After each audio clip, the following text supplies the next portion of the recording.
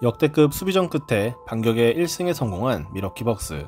그러나 여전히 시리즈의 주도권을 잡고 있는 팀은 브루클린 네츠입니다. 시리즈가 장기전으로 갈지 여부가 걸린 4차전. 과연 브루클린은 제임스 하든의 공백을 메우며 승리를 거둘 수 있을까요? 아니면 밀워키가 시리즈 동률을 만들 수 있을까요? 3차전 슛감이 매우 좋지 않았던 듀란트의 미드레인지 점퍼가 림을 통과합니다. 듀란트의 연속 득점을 통해 초반 분위기를 잡는 데 성공한 브루클린.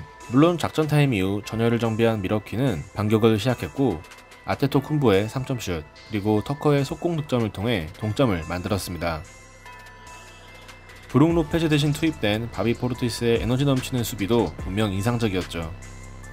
브루클린은 지난 경기 부진했던 조 해리스의 3점슛과 어빙의 환상적인 속공 패스로 근소한 리드는 유지했으나 초반 기복이 심했던 밀워키의 야투는 회복세로 돌아섰습니다. 밀워키는 아테토쿤보를 잠시 빼고 5명의 3점 가능 자원을 코트에 투입했고 로페즈의 3점슛을 통해 1쿼터 후반 드디어 역전에 성공했죠. 점점 불붙기 시작한 양팀의 대결. 브루클린은 샤멧의 3점슛과 카이리 어빙의 멋진 스틸에 의한 속공 득점으로 다시 리드를 가져왔고 반면 아테토쿤보는 3주 만에 복귀한 제프 그린의 수비에 당하며 오펜스 파울을 범했습니다. 최근 수비의 팀으로 컨셉을 바꾼 브루클린은 상대의 턴오버를 계속 유도했고 의도적인 미스매치 및 도움 수비 설계를 통해 공격을 막아냅니다.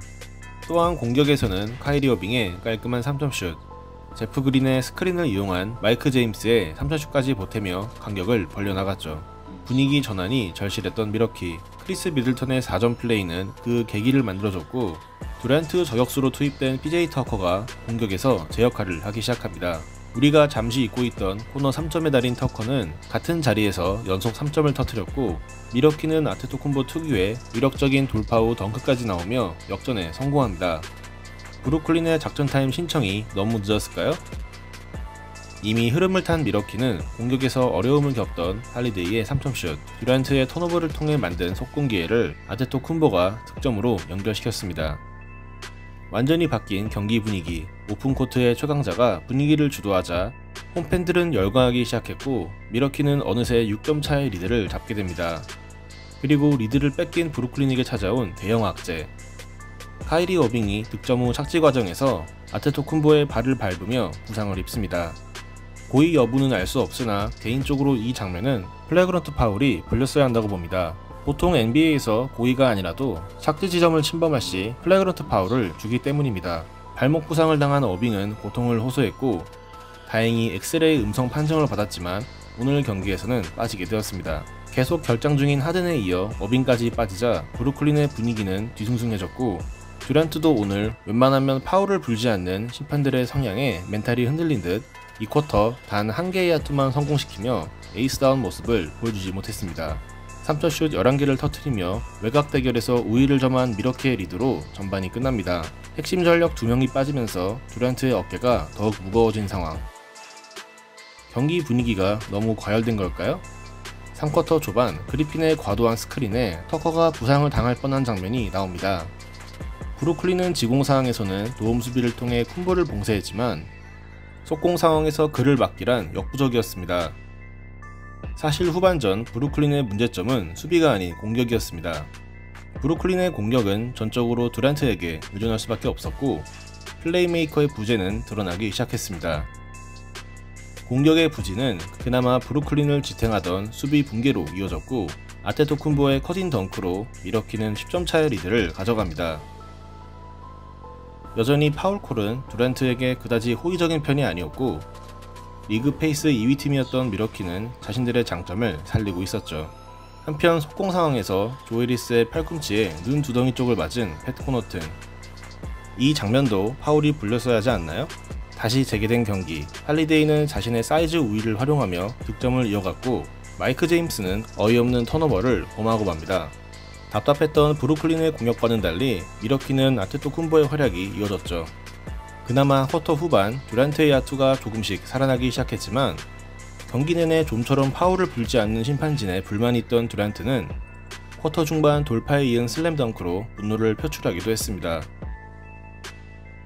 그러나 밀워키는 미들턴과 쿤보의 엘리오 플레이를 통해 분위기를 뺏기지 않았고 벤치에서 나온 포브스의 외곽포까지 터지면서 17점 차로 간격을 벌립니다. 지금 이 순간 듀란트는 어빙과 하든이 그리울 것 같네요. 할리데이의 수비 앞에서 에어볼까지 날리는 듀란트, 우리가 알던 그 선수가 맞나 싶습니다. 물론 미러키에게도 위기는 있었습니다. 맹활약을 펼치던 쿤보가 오펜스 파울을 범했고 듀란트가 쿼터 막판 연속 득점을 기록하며 크게 벌어졌던 간격은 9점차까지 좁혀졌죠. 3쿼터 33%의 야투렉을 치던 브루클린 입장에서는 그래도 10점 이내로 간격을 좁혔다는 것에 위안을 얻을 수 있던 상황.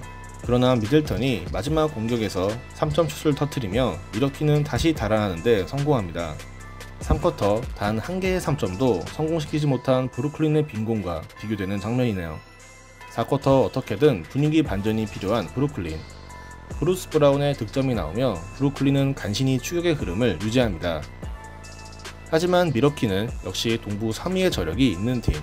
클렉스턴의 수비를 두려워하지 않는 주루 할리데이의 득점과 공격에서도 제 몫을 하던 PJ 터커의 플로터로 미러키는 10점 이상의 리드를 유지합니다. 마땅한 핸들러가 없는 브루클린은 턴오버를 범했고 이는 곧 미러키의 속공을 의미했죠. 4쿼터 득점이 없던 듀란트의 3점 시도는 밈을 외면합니다.